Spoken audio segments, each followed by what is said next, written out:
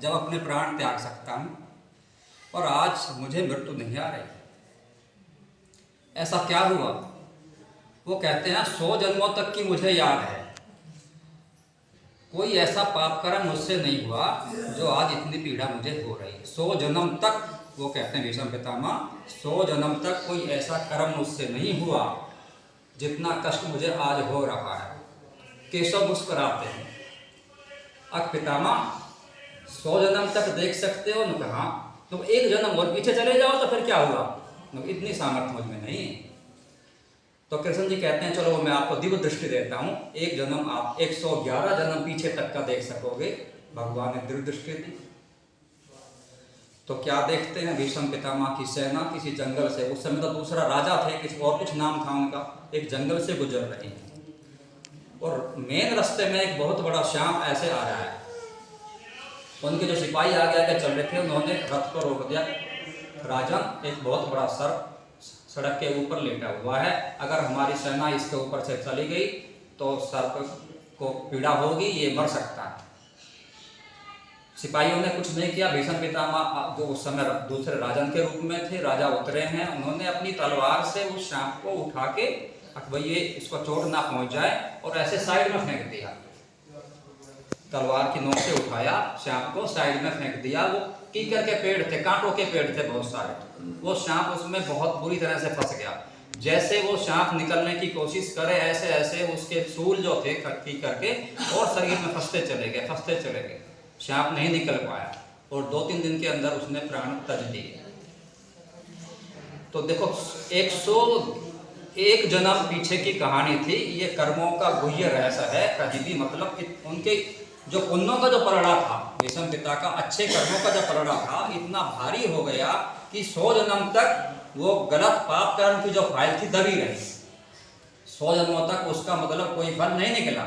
लेकिन जब 101 जन्म हुआ तो वो अर्जुन ने उसमें युद्ध के मैदान में कहाँ बिस्तर रखे थे, तो बाण की वो सैया इतने तीर्थमान खड़े कर दिए थे, उस पर भीष्म पितामह को लिटा दिया था। बाण का ही तकिया, बाण का ही सब कुछ बाणों का था। लेकिन वो बाण की जो चोंच थी वो चुभ रही थी, पूरे शरीर में खून बह रहा था उनका।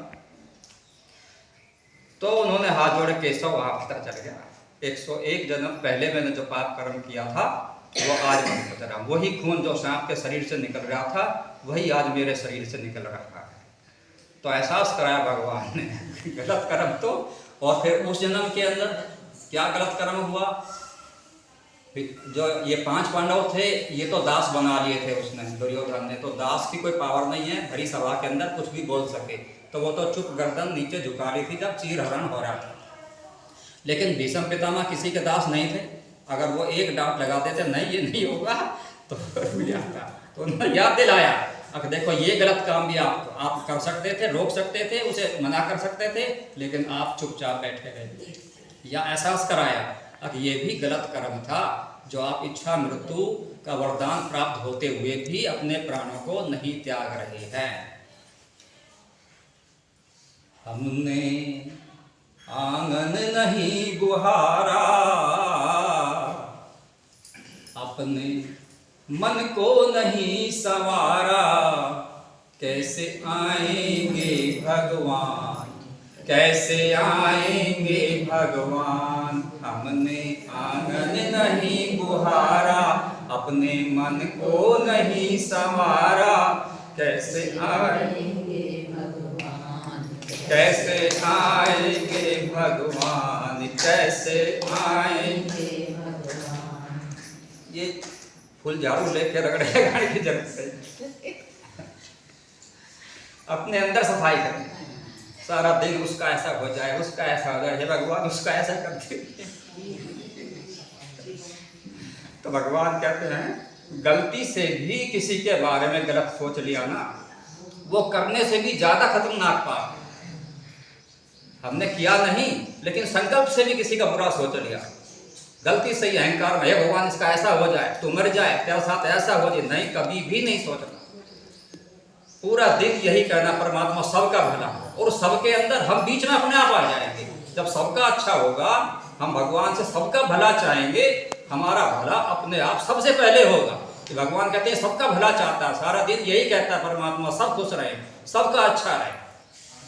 सबसे बड़ा भजन यही है, सबके लिए दुआ मांगो, परमात्मा सब खुश रहे संसार के अंदर।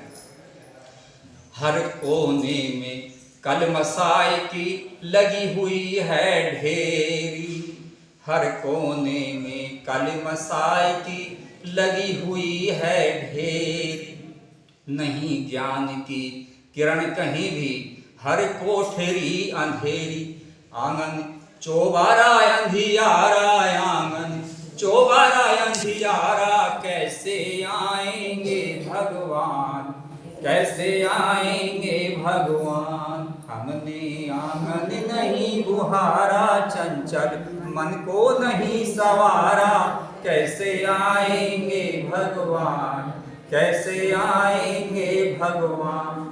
और इस जन्म में भी अच्छे कर्म नहीं किए तो आंगन और चौबारा, ये जन्म भी हमारा व्यर्थ जाएगा, आने वाले भविष्य में भी कुछ हमको प्राप्ति नहीं होगी, दोनों लोग हमारे खराब हो जाएंगे। मन निर्मल हो तो मेरे भगवान सबरी के घर आते हैं। भगवान को बुलाने का कुछ भी नहीं है, सिर्फ अपने मन में निर्मलता चाहिए, पवित्रता चाहिए, बस। निर्मल मन हो तो मेरे भगवान भिलनी के घर आते हैं, दुर्योधन की मेवा त्यागे साग विदुर घर खाते हैं, दुर्योधन की मेवा त्यागे साग विदुर घर खाते, सच्चे मन से नहीं पुकारा, सच्चे मन से नहीं पुकारा, कैसे आएंगे भगवान, कैसे आएंगे भगवान। हमने आंगन नहीं बुहारा, हमने आंगन नहीं बुहारा, चंचल मन को नहीं सवारा, कैसे आएंगे भगवान, कैसे आएंगे भगवान। अंतर के पट खोल देख ले ईश्वर पासु मिलेगा, अंतर के पट खोल देख ले ईश्वर पासु मिलेगा, हर प्राणी में परमेश्वर काया भासु मिलेगा, हर प्राणी में परमेश्वर काया भासु मिलेगा। तूने दिल से नहीं पुकारा, तूने दिल से नहीं पुकारा, कैसे आएंगे भगवान, कैसे आएंगे भगवान। हमने आंगन नहीं बुहारा, हमने आंगन नहीं बुहारा, अपने मन को नहीं सवारा, कैसे आएंगे भगवान, कैसे आएंगे भगवान।